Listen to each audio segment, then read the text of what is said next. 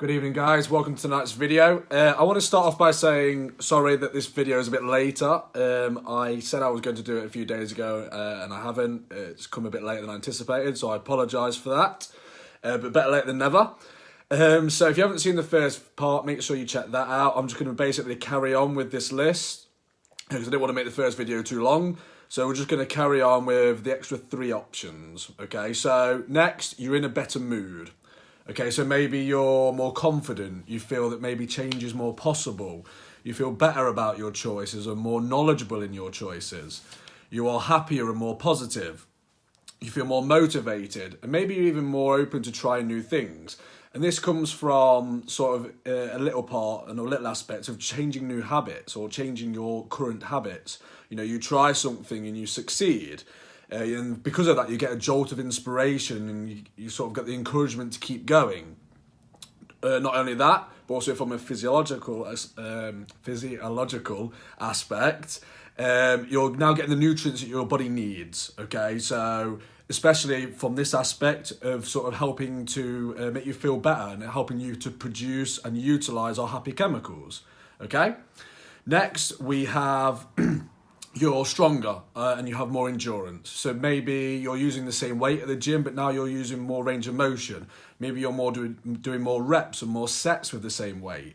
Your muscles maybe aren't as sore as they used to be after you started from when you started working out. You can do more work overall. Maybe you're just fresher and you recover quicker.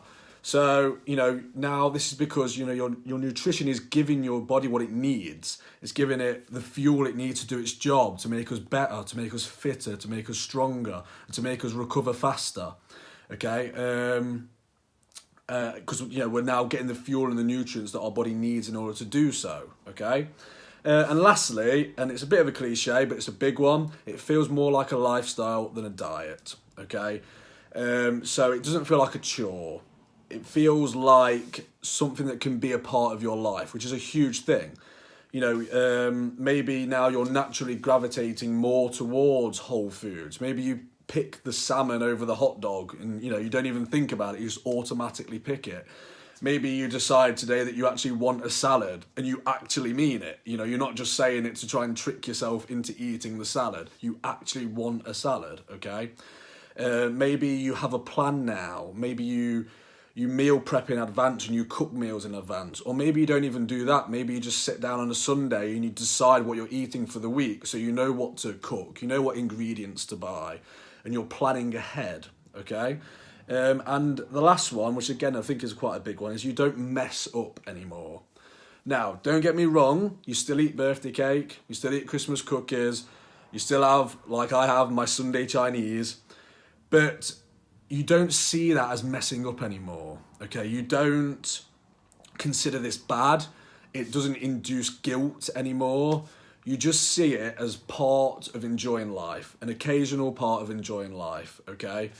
And you enjoy it, you savor it, and then you get back on track, okay? So it's not, I've messed up, it's, I enjoyed myself, and we get straight back on track, okay? Now, obviously, like, a lot of people use a scale, and that's fine. You know, if using the scale works for you and you enjoy doing that, or you prefer doing that, then do it, by all means, if that works for you. Just keep in mind that there will probably come a point in your journey where weight loss will slow, it will maybe stall, and your weight may even go up. Now, this doesn't mean that you're not making progress. In fact, in a lot of ways, it can mean that you're making great progress, okay? Now, all these options give you, I think there's 7 in total over the 2 videos, is a way of sort of identifying that progress when this inevitable event occurs, okay, because it will probably happen at some point. So this just gives you some options, because, you know, a lot of people will look at the scale, if it doesn't move, they get disheartened. But there's lots of different ways of identifying progress when the scale doesn't move, okay? And like I said, I've given you 7 here, but there are a lot more as well, okay? So don't ride everything on the scale, because there's lots of ways of looking at it in different aspects as well, okay? So that's the video for today. Thank you very much for tuning in. As always, guys, I always appreciate likes, comments, and shares, so keep them coming. It's my fuel.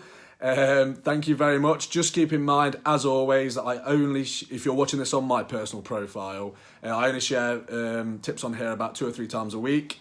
If you want daily tips, check out my page, Nathan Bancroft Coach. I post at least 1 tip on there every day, okay?